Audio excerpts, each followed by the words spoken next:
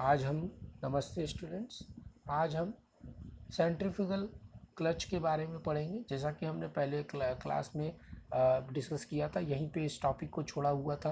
ये centrifugal clutch होता क्या है? अभी तक हमने सिंगल प्लेट, मल्टी प्लेट और कोन शेप के क्लचेस के बारे में पढ़ा, उनकी उपयोगिताओं के बारे में पढ़ा, किस तरह से वह कार्य करते हैं, क्या एडवांटेजेस है, क्या डिसएडवांटेजेस है, किन पर्टिकुलर व्हीकल्स में उनका यूज़ होता है, किस तरह से वो पावर को ट्रांसमिट करते हैं, और भी बहुत सारी चीज़ों को हमने पिछली कक्षा में डिस्कस किया। अब हम डिस्कस करेंगे सेंट्रीफ्यूगल क्लच, जो कि हमने number of list of clutches के बारे में बताया हुआ था। तो उसमें जो है अभी क्या है, सेंट्रीफ्यूगल क्लच। तो सेंट्रीफ्यूगल क्लच क्या है? To keep the clutches in the engage position, centrifugal clutch uses centrifugal force instant of spring force. तो हम सेंट्रीफ्यूगल क्लच के बारे में बात कर रहे थे। तो बेसिकली ये टाइप्स ऑफ क्लच है और ये तीनों क्लच से थोड़ा अलग है, इसकी वर्किंग अलग है। बाकी क्लच स्प्रिंग्स पे काम करते थे, ये सेंट्रीफ्यूगल एक्शन पे काम करता है। रोटेशन पॉलिसी जो है, इस से एक ही अक्ष पे घूमने का जो क्रम है, उस क्रम में यह कार्य करता है। तो वो कैसे काम करता है? To keep the clutch is engage position, centrifugal clutch uses the centrifugal force. तो क्लच को इंगेज पोजीशन में रखने के लिए सेंट्रीफ्यूगल फोर्स का, एक अक्ष पे घूमने वाले फोर्स को हम लोग सेंट्रीफ्यूगल फोर्स बोलते हैं। एक ही जगह पे रोटेशनल स्पीड बेसिकली, अगर आप समझने के अक्ष में कह सकते हैं, एक ही एक्सिस पे को यूज़ करके हम क्लच को इंगेज पोजीशन में रखते हैं इंस्टेंट ऑफ स्प्रिंग फोर्स, बिना स्प्रिंग फोर्स के, जो कि सिंगल प्लेट और मल्टी प्लेट में यूज़ होता था। In these type of clutches, the clutch is operated automatically depending upon the engine speed. In these type of clutches, इन तरह के क्लचों में the clutch is operated automatically depend upon the engine speed. तो इसमें एक यह फ़ायदा है कि इंजन की स्पीड के मुताबिक यह क्लच काम करते हैं। तो बेसिकली अगर हम बताएं तो ऑटोमेटिक ट्रांसमिशन जो होता है उसमें इसी तरह के क्लचेस का उपयोग होता है, जो बिना गियर चेंज किए गाड़ी की स्पीड को बैलेंस कर लेते हैं। तो गाड़ी की जैसी स्पीड होगी उसी रोटेशन के बिहाफ पे ये क्लचेस कार्य करेंगे। That's why no clutch pedal is required to operate the clutch. तो जो ऑटोमेटिक ट्रांसमिशन है उसमें क्लचेस का उपयोग बहुत ही कम होता है। This made is so easy for driver to stop the vehicle in any gear without stalling the engine. तो बिना इंजन को बंद किए हुए गाड़ी को किसी भी गियर में खड़ा किया जा सकता है। Similarly you can start the vehicle in a gear by pressing the accelerator pedal. तो इसी तरीके से गाड़ी को स्टार्ट करने का क्रम भी सिर्फ एक्सीलेटर पेडल पे पैर रख के ही हम गाड़ी को स्टार्ट कर सकते हैं। तो ये एक बहुत ही उपयोगी तरह का सेंट्रीफ्यूगल क्लच है, जिसको हम ऑटोमेटिक ट्रांसमिशन में बेसिकली यूज़ करते हैं। तो इसका वर्किंग क्या है? It consist of weight a pivoted and b. दो तरह के इसमें भी मेल फीमेल सिस्टम है, ए और B. The movement of plate C press the spring E in this system, which ultimately press the clutch plate D on the flywheel against the spring G. Basically ये figure को explain किया हुआ है।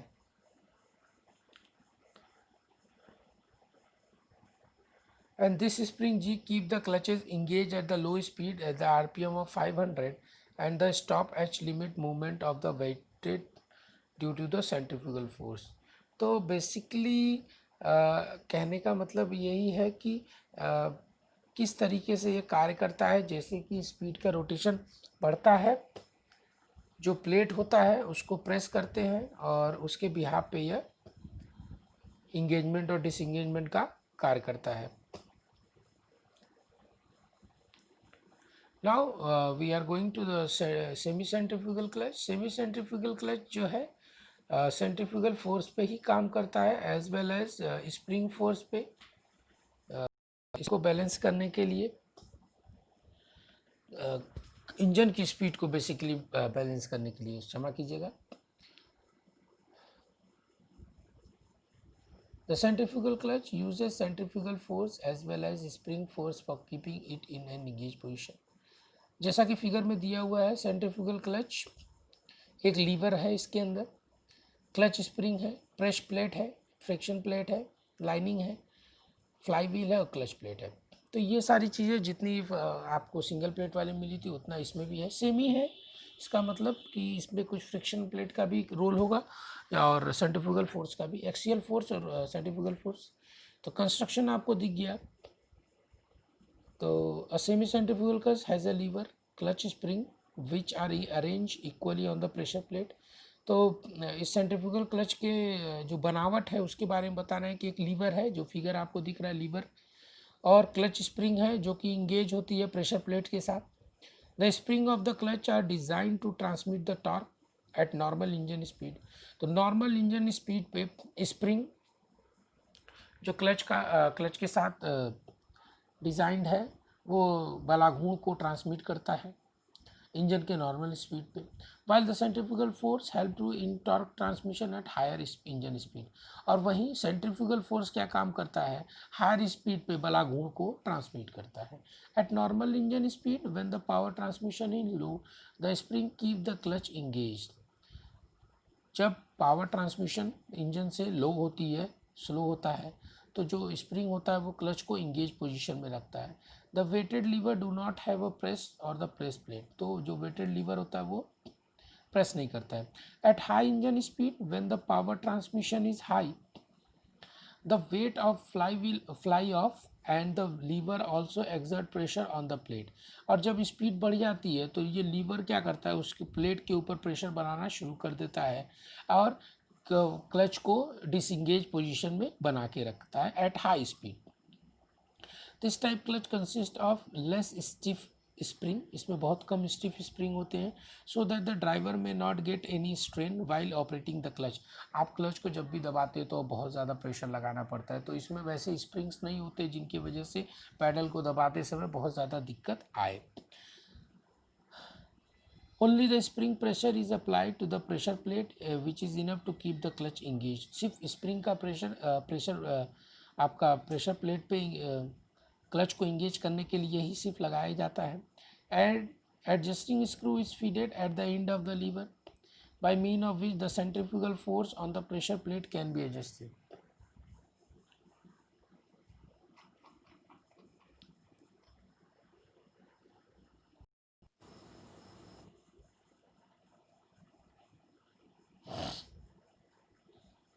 तो ये basically इसी तरीके से कार्य करता है जिस पे हम लोगों ने बात किया।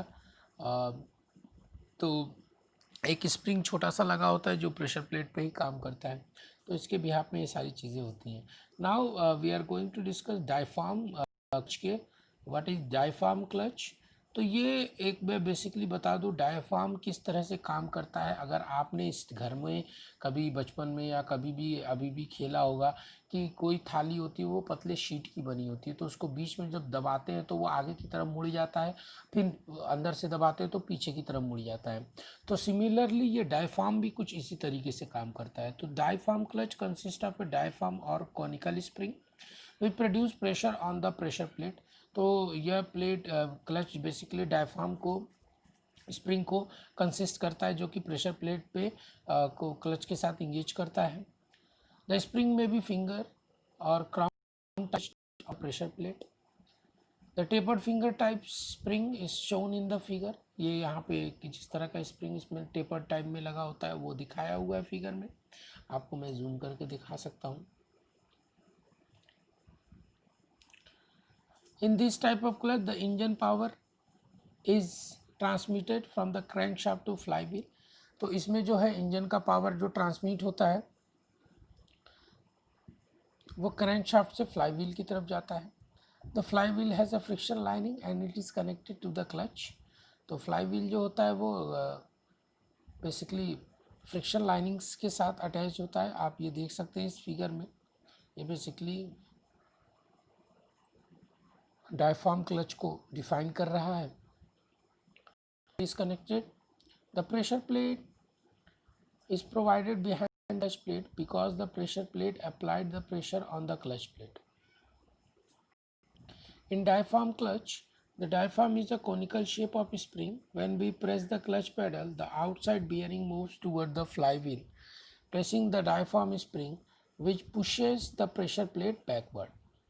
By doing this, the pressure on the plate remove and the clutch will disengage. When we release the pressure on the clutch plate, the pressure plate and the diaphragm will become back to its normal position and clutch will engage.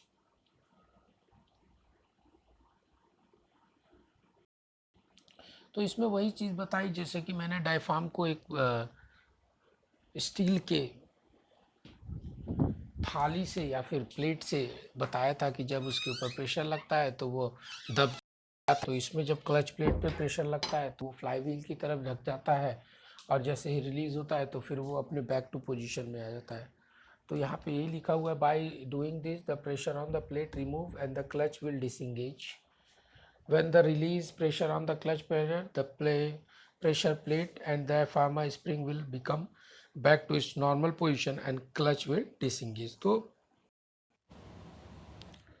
तो ये जो clutch है वो कोई liver को release नहीं करता है, क्योंकि जो स्प्रिंग है वो सीरीज़ ऑफ लीवर का काम करता है और ड्राइवर को ज़्यादा लोड नहीं लगानी पड़ती इस पर्टिकुलर क्लच को डिसएंगेज करने के लिए। The coil spring type in which the single pressure increase more when the pedal is depressed to disengage the clutch। तो जो सिंगल टाइप स्प्रिंग जो स्प्रिंग टाइप कॉइल स्प्रिंग होता है वो इसके ऊपर जब इंक्रीज प्रेशर को इंक्रीज होता है तब इंक्रीज होता है when the pedal is depressed to disengage the clutch. तो उस समय ज़्यादा वो रिवर्स पोजीशन में इस पर प्रेशर ज़्यादा लगता है। तो ये बेसिकली एक तरीके से एडवांस तरीके का आप कह सकते हैं कि क्लच है जो जिसको हम लोग यूटिलाइज करते हैं। Now next is the dog and spline. A dog and spline clutch. अब अभी तक हमने जितने क्लचेस के बारे में पढ़ा, अब ये दूसरे तरह का क्लच है जिसको हम लोग पढ़ने जा रहे हैं। Dog is a type of clutch, it is use to lock two shaft together और to connect a gear and a shaft. ये बेसिकली दो शाफ्ट को एक साथ लॉक करने के क्रम में या गियर से शाफ्ट को कनेक्ट करने के क्रम में उपयोग में आता है। The two parts of the clutch are, one is dog clutch which has external teeth and another one is a sliding sleeve which has internal teeth। तो दो तरीके के सिस्टम है, एक इंटरनल टीथ के साथ है जिसको डॉग बोलते हैं और एक एक्सटर्नल टीथ के साथ है। माफ़ करिएगा, जो डॉग क्लच है वो एक्सटर्नल टीथ के साथ है और जो स्लीव है जिस पे वो मूवमेंट होती है वो इंटरनल टीथ के साथ है, जिनका दांत अंदर की तरफ होता है। Both shaft are design in such a way that one will rotate another on at the same speed. तो कुछ दोनों शाफ्ट इस तरह से डिज़ाइंड होते हैं और जो रोटेट करते हैं एक दूसरे से एक ही स्पीड पे एंड विल नेवर स्लिप, जिससे वो एक दूसरे से स्लिप नहीं होते हैं। When the two shaft are connected, then you can say the clutch is engaged। जब दोनों शाफ्ट कनेक्टेड होते हैं, जैसा कि हमने ये पहले लाइन से ही पढ़ा था कि दो शाफ्ट को कनेक्ट करने के लिए, लॉक करने के लिए या फिर गियर को कनेक्ट करने के लिए हम उसको उपयोग करते हैं। सो इसमें यही पॉइंट बताया गया है कि both shaft are design in such a way that one will rotate another at the same speed and will never slip। And when the two shafts are connected, then you can say the clutch is engaged। तो जब दो shaft एक दूसरे से connected होंगे इसका मतलब उनके बिल मिलाप हो चुका है, इंगेजमेंट हो चुकी है। टू डिसंगेज द क्लच, जब उनको उनके मिलाप को छुड़ाना हुआ तो क्या करेंगे, the sliding sleeve move back. जो स्लाइडिंग स्लीव है जिनके अंदर इंटरनल टीथ होता है वो पीछे की तरफ जाएंगे on the spindle spline shaft to have no contact with the driving shaft, और वो हट के वहाँ से ड्राइविंग शाफ्ट से पीछे हट जाएंगे। The dog and the spline clutch are mostly use in manual transmission vehicle to lock different gears. तो इस तरीके से बेसिकली कार्य करता है।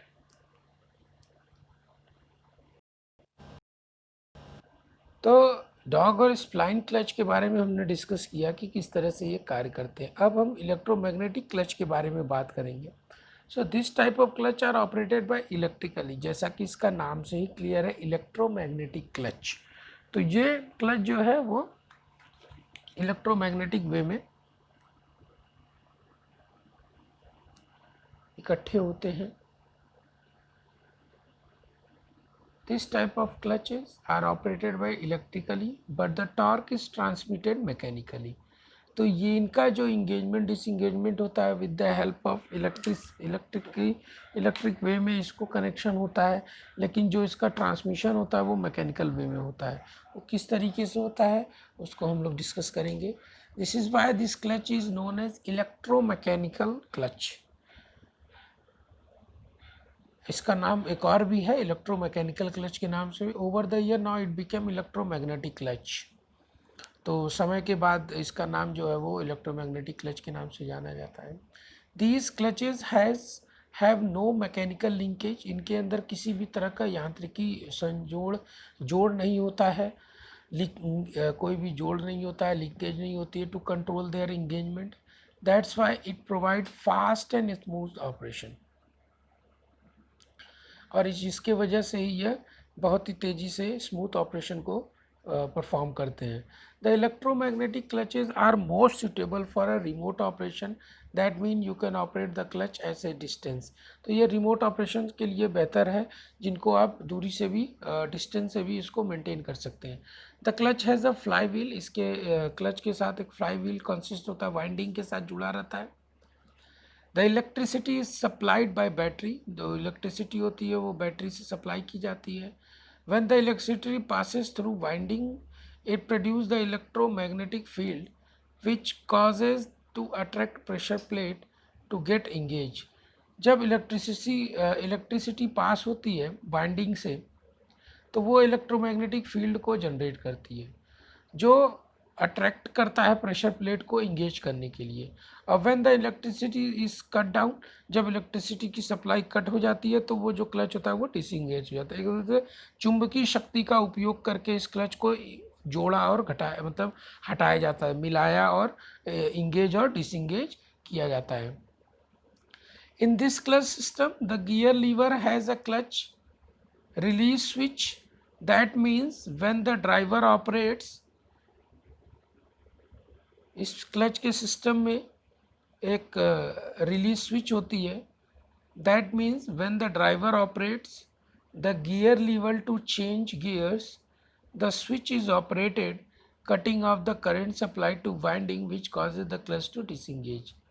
तो the gear lever has a clutch to release. इसके जो गियर का लीवर होता है वो क्लच को रिलीज करता है with the switch release the switch, that means when the driver operate the gear lever to change gear, the switch is operated cutting off the current supply to winding which cause the clutch to disengage। तो जैसे ही gear के liver को change करने के लिए उपयोग किया जाता है, जो विद्युत शक्ति होती है वो कट जाती है और उसके जो आपका क्लच होता है वो डिसंगेज हो जाता है। तो बेसिकली यही इस सिस्टम को समझाने का क्रम है।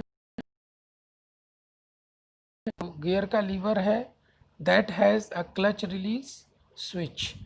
तो गियर के लीवर के साथ ही एक क्लच को रिलीज़ करने का स्विच होता है। तो वो काम कैसे करता है, जब भी ड्राइवर गियर के लीवर को पकड़ के गियर को चेंज करने के क्रम में काम करता है तो जो स्विच होता है वो ऑपरेट होता है और वो क्या करता है, विद्युत की सप्लाई को काट देता है और जिससे क्लच जो होता है वो डिसंगेज हो जाता है। तो इस तरीके से यह कार्य करता है। नेक्स्ट क्या है, वैक्यूम क्लच। अब फिगर में आपको वैक्यूम के मैकेनिज्म को दिखाई दे रहा होगा। This type of clutch uses existing vacuum in the engine manifold to operate the clutch. अब वैक्यूम का खाली स्थान मतलब वैक्यूम क्या है, वैक्यूम एक ऐसी जगह है जहाँ पे कोई एयर की सप्लाई नहीं होती है। तो उस पर्टिकुलर जगह को किस तरह से यूज़ करके क्लच को हम ऑपरेट करेंगे वो हम देखने जा रहे हैं इस वैक्यूम क्लच से, जो कि फिगर आपको दिखाई दे रहा है। फिगर में आप देख सकते हैं, in this type of clutches uses existing vacuum in the engine manifold to operate the clutch।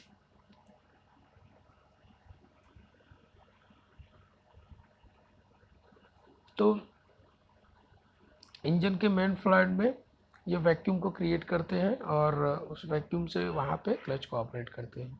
The vacuum clutch consist of reservoir, एक रिजर्वायर सा होता है, नॉन रिटर्न वॉल्व होता है और vacuum cylinder with piston and side valves के साथ होता है। तो इस तरीके से बेसिकली 3 तरीके से अलग अलग उपकरण इसमें लगे होते हैं, जो उपकरण कार में आते हैं। तो कंस्ट्रक्शन और वर्किंग क्या है, एज फ्रॉम द फिगर आप देख सकते हैं फिगर में, इसमें तरह तरह के इसके चैम्बर्स हैं और इसके उपकरण हैं। The reservoir is connected to the inlet manifold. जो रिजर्वायर है वो बेसिकली मेन फॉल्ट से कनेक्टेड है। आप लेफ्ट साइड में रिजर्वायर को नीचे की तरफ देख सकते हैं। Through a non return valve, non returning valve, जिससे फिर से रिटर्निंग कुछ नहीं हो सकता। A vacuum cylinder is connected to the reservoir through a solenoid operated valve. Solenoid operated valve से ये बेसिक रिजर्वायर भी कनेक्टेड होता है through the solenoid is operated from the battery and the circuit has a switch which is attached on the gear lever। जो solenoid है वो battery से operated होता है और उसके सर्किट का स्विच जो अटैच होता है गियर के लीवर से। The switch is operated when the driver changes the gear by holding the gear liver. और स्विच कब काम करता है, जब गियर को ऑपरेट किया जाता है with the help of driver. जब गियर के लीवर को चेंज किया जाता है या फिर उसको छेड़ा जाता है, उपयोग में लाया जाता है ड्राइवर की मदद से, तो उसको स्विच जो है ऑपरेट होना शुरू हो जाता है।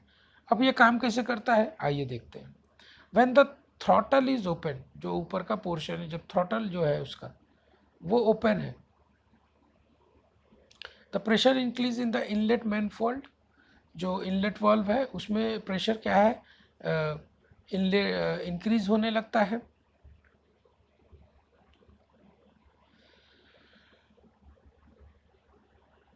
आप देख सकते हैं कि ये इनलेट वाल्व है, यहाँ से प्रेशर इंक्रीज होता है। To this valve of non return valve closes, यहाँ से प्रेशर इंक्रीज होकर अंदर जाता है और बंद हो जाता है नॉन रिटर्न, और वापस नहीं जाता है, नॉन रिटर्निंग वाल्व है, आ सकता है जा नहीं सकता। It separate the reservoir and manifold, thus the vacuum exists all the time in the reservoir।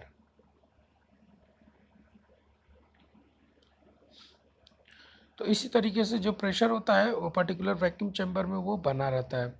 The normal operation, the solenoid valve rod is bottom.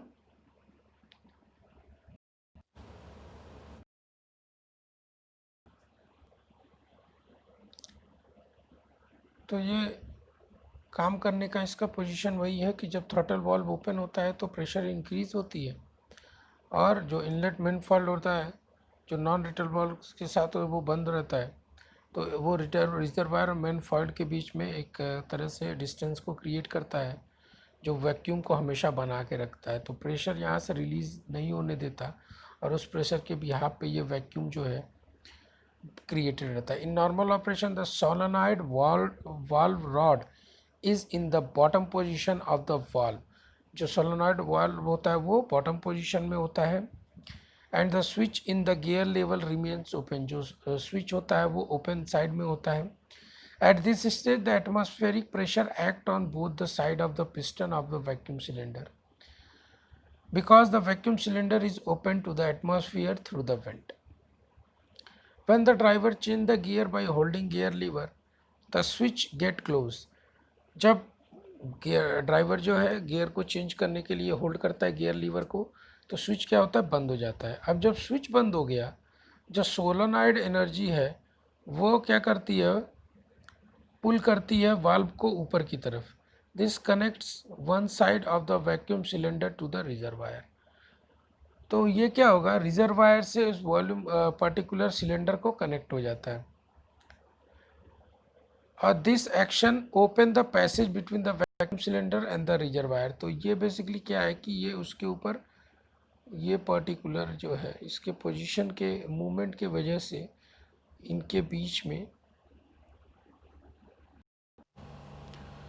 तो इसके काम करने का बहुत ही सिंपल सा फंडा था जिसको हम लोग डिस्कस कर ही जा रहे हैं। समझने की कोशिश करने के क्रम में किस तरह से यह कार्य कर रहा है। तो जो सोलेनॉइड एक्शन है वो क्या करेगा, इस रिजर्वायर और वैक्यूम चैम्बर के बीच में एक रास्ता बना देगा, जिस रास्ते को बनने से आप देख सकते हैं vendor in the normal operation solar wire rod is bottom position, नीचे पोजीशन में रहता है और स्विच जो है वो ओपन रहता है। जो एटमॉस्फेरिक होता है both side of piston vacuum cylinder, because the vacuum cylinder is open to the atmosphere through the event. When the driver changes the gear by holding the gear lever, the switch is get closed. Switch जहाँ बंद होती है, जो सोलराइड energy होता है वो pull up हो जाता है, वाल्व को ऊपर की तरफ खींचता है। तो वह एक साइड जो वैक्यूम सिलेंडर होता है to the reservoir, this action open the passage between the vacuum cylinder and the reservoir. तो ये जैसे ही ऊपर जाता है, ये रिजर्वायर और वैक्यूम सिलेंडर के बीच में एक पैसेज को क्रिएट कर देता है। और इस पर्टिकुलर पैसेज के प्रेशर के डिफरेंस के वजह से जो ये पिस्टन होता है उसका मूवमेंट होना शुरू हो जाता है आगे और पीछे की तरफ।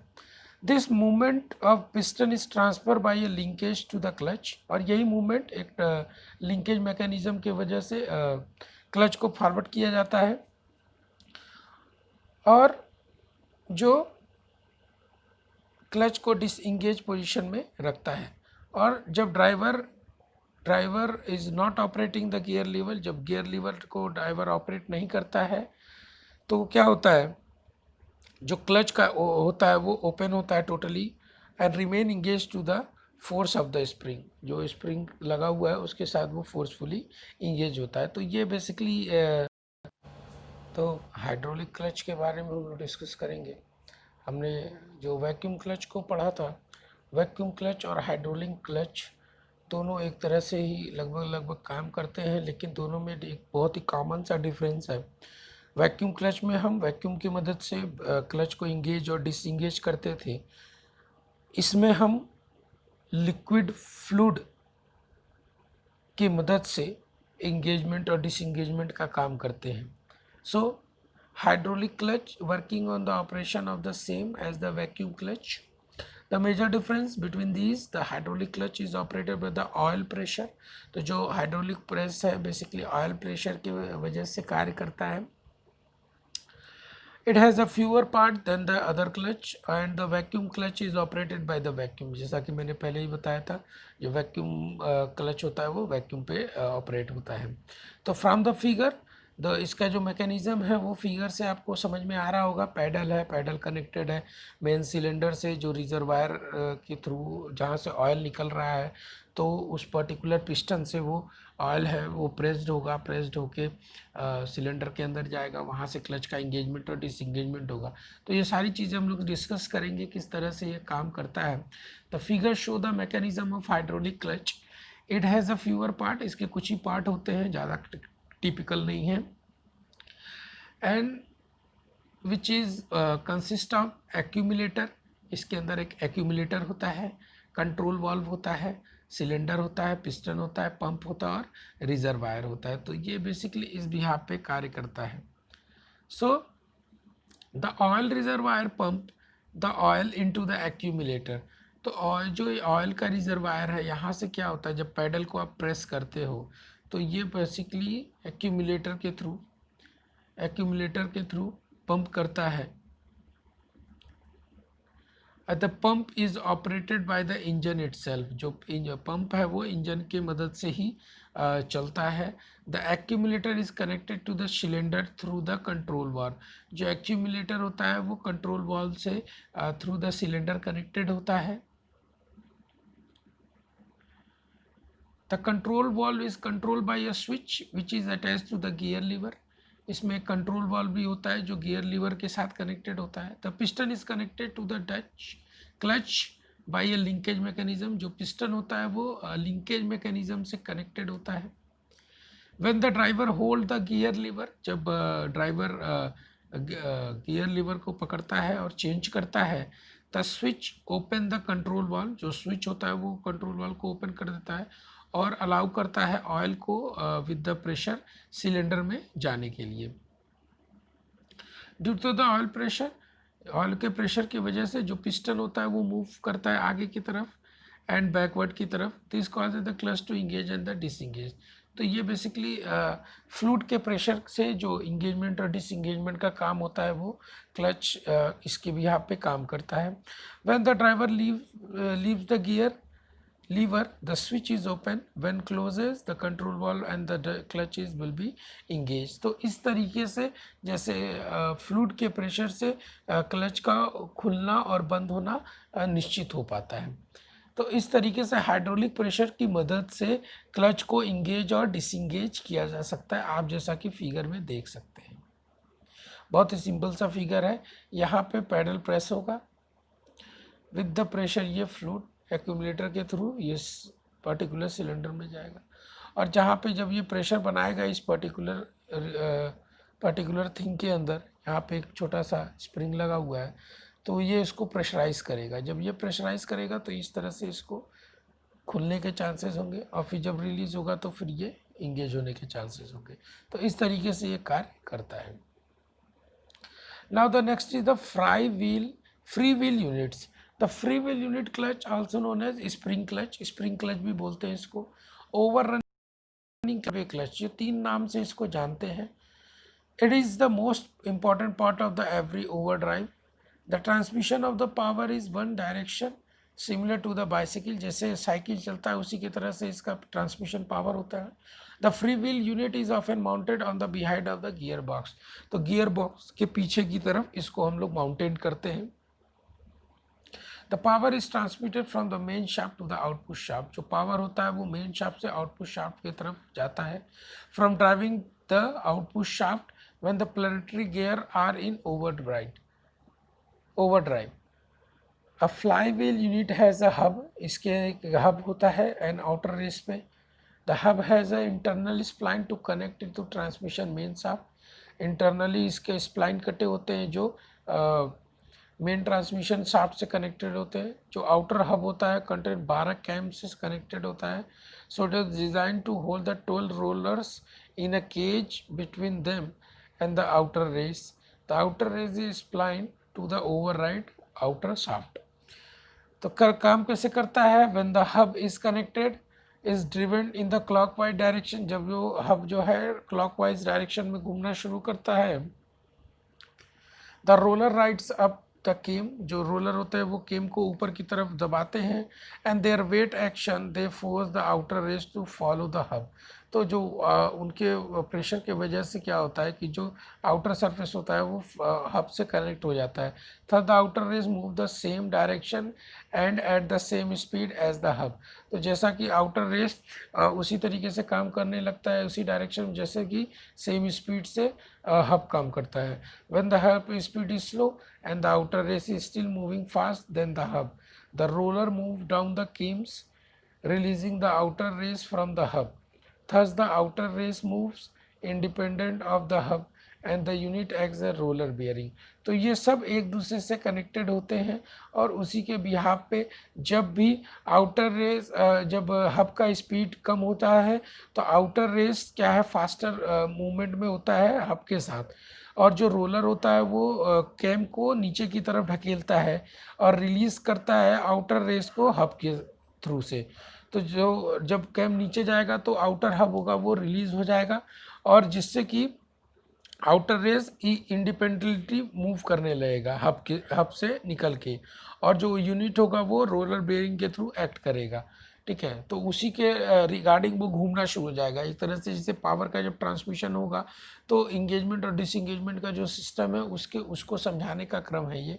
The transmission main shaft is connected to the hub and the output shaft is connected to the outer race. Thus the free wheel unit can transmit the power only from the main shaft to the output shaft. तो जो transmission main shaft है वो connected होता है hub से और जो output shaft है वो आउटर रेस से कनेक्टेड होता है। आउटर रेस का पता ही है कि जब कैम नीचे की तरफ जाएगा